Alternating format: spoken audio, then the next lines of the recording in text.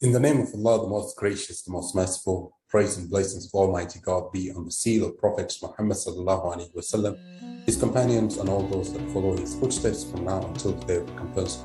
My name is Dr. Dr. Adam, and I welcome you once again to our series of understanding government economic policy making.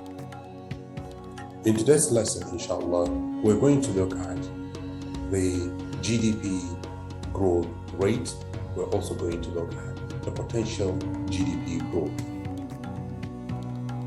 If you could recall, in our previous lesson, we've already understood where GDP comes from. We've seen how to extract every component or each component of the GDP from the circular flow diagram. In today's lesson, we're going to look at different countries' GDP's growth rate.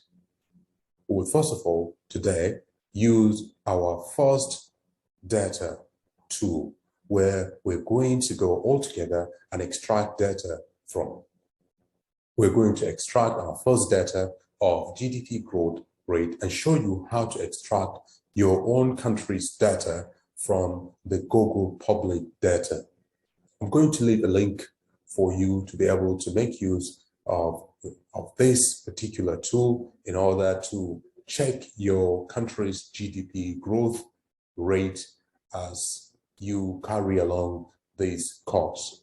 So pay attention to every single tool we're going to make use of, because you will need this tool in order to make sense of all the economic data that you see around, that you come around in your day-to-day research about data or economic data. So without delay or wasting much of your time, I'll take you straight to my screen where I'm going to show you the GDP growth rate data from Google public data of at least 5 to 6 countries. Here in front of you is the Google public data. In this Google public data, you can extract data of different countries. Right here before you, I've extracted data of about 1, 2, 3, 4, 5, 6, 7, 8 countries: China, United States, Saudi Arabia, Nigeria, Greece, Germany, United Kingdom, and Japan. And this data is from the period of from 1960 up to today, or up to 2018, like latest up to 2018. We can go back to 1960s and see how all these economies of these 8 countries that I have extracted are doing. Look at right from 1960s. Look at. Let me take my country, Nigeria, for example. I'm just highlighting Nigeria. The growth of Nigeria as of 2018 is 1.94. But how has Nigeria been doing before that time? Has Nigerian growth rate been high or low? So look at Nigeria here in 1960s, early 60s, we're growing around 8% or to almost 10%. And then we continue to grow almost up to 25%. Okay, then we come down and then we continue to go up and down. And this is the business cycle. This is how we go up and down in the business cycle. And this is Nigeria for you. And look at back in 2015, we'll check Nigeria. Back in 2016, we plummeted in 2016. Let me get back to 2015. Before this administration, let's get back before this administration. Okay, this is before this administration. Nigeria was growing at 6.31 in 2014. Okay, 2015 we start to plummet. Let me get Nigeria. Okay, this is Nigeria. Okay, 2.65. That's how we ended 2015. 2.55. But 2014, this is where we are. This is how we ended 2014, with around 6.31 growth in the economy. So this is with regard to data, you can see different countries. You can see, if your country is not here, please pardon me. I'm just doing this for demonstration purposes. This is Saudi Arabia, for example. This is United States, and this is China. One interesting thing before we go is China. Look at China in the 60s. China is below 30, almost 28%, 27%, negative 27%. But look at Chinese economy. Look at how the Chinese economy has been so stable. There's China. Look at how Chinese economy has been so stable. Okay, so the Chinese economy has been so stable. So this is China for you. All right, and then we're going to look at this growth rate. What does it mean when you hear the word GDP growth rate? Now, the word GDP growth rate means GDP adjusted for inflation. GDP adjusted for inflation. I believe most of our economic students are familiar with the word GDP growth rate. It means GDP adjusted for inflation. So wherever you see in any outlet or any magazine or any data outlet or any statistical outlet where you see GDP growth rate, that GDP has been adjusted for inflation. And what does that mean? It means that we're taking the prices of goods and services, let's say in the second year, and then adjust them to be the same as the same prices of goods and services, or the same goods and services, or the prices of goods and services in the first year. So that we eliminate all sense of inflation. So that's what GDP growth rate means. So you can see how different economies have grown. One thing I didn't show you is when you get in here, how do you get this data? For example, you can see from my left hand side, you can see different countries and different indicators here: adjusted net national income, PPP, conversion factors, all these different things that you can just come down here, different economy. Okay, I can clear all this section, like, okay, I'm clearing all these sections, and I'm going to go and just pick one country using this data. For example, I can pick only Nigeria in this data. So let me just pick Nigeria.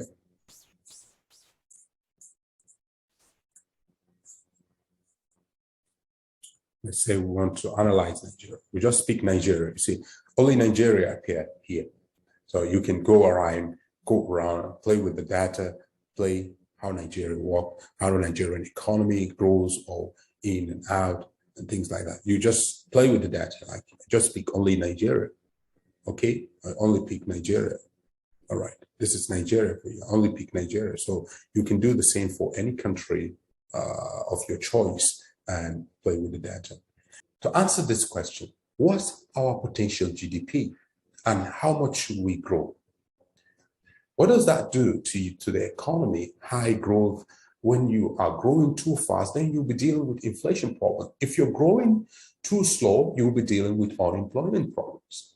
And this is why in trying to get our potential GDP means the right level at which we should grow as an economy, then these two factors are so important. And these two indicators will give us the rate at which our economy should grow.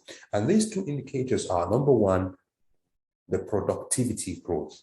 The productivity growth. You take the productivity growth of your own economy, which is how much is your economy growing in terms of production, in terms of ease of doing business, in terms of investment in education, for instance, in terms of serene environment for investors to come and invest in that kind of economy. You take that, for example, the productivity growth rate, and you take the labor force growth rate. What is the labor force growth rate? The labor force growth rate is the number of people within the labor force, the growing number of people, the rate at which the labor force is growing. When we talk about labor force, people within the economy that are actively working or actively looking for jobs, but they don't have a job. So they are considered labor force. The total are considered the labor force. Now, you bring these two rates together, the labor force growth and productivity growth together, and you will have your own potential GDP growth, at which that's the normal rate at which your economy should be growing. If you grow faster than that, then you will be faced with an inflation problem. If you grow slower than that, then you will be faced with an unemployment problem. So these are the two things you should put at the back of your mind. And that's why, without wasting much of your time, I'm going to take you to the OECD data, although Nigeria is not one of those countries that their data is available in that particular OECD, but you will have at a glance. We're going to make use of some countries that their economy is there, and then we come back to the global public data and try to compare the data that we match from the productivity and the labor force growth to see if the economy of that country is stable or the economy of that country is growing faster or is growing slower. So without delay, let me take you back to the data pool. I'm going to take only United States.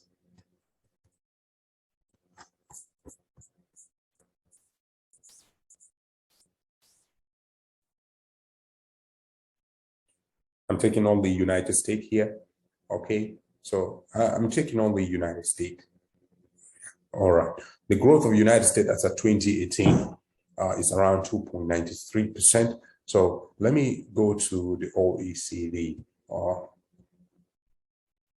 Now, this is the OECD data, and I'm going to pick on United States here for the sake of demonstration. This is United States. And this is the productivity growth of United States, labor productivity growth rate of United States. You take 2.6 labor productivity growth of the United States, and then I take multi-factor productivity of United States, the same United States. This is 2.6, and then take multi-factor productivity of the United States. Now, let me look for United States. This is United Kingdom, and this is United States. This is 3.37, 0.37. This is the productivity growth of United States. You take 0.37 plus 2.6, and you have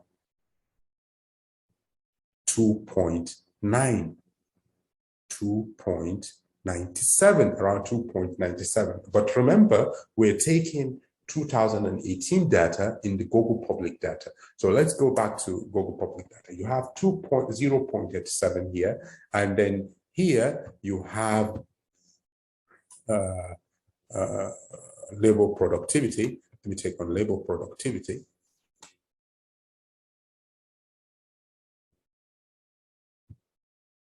This is the labor productivity of the United States. In labor productivity in the United States, you have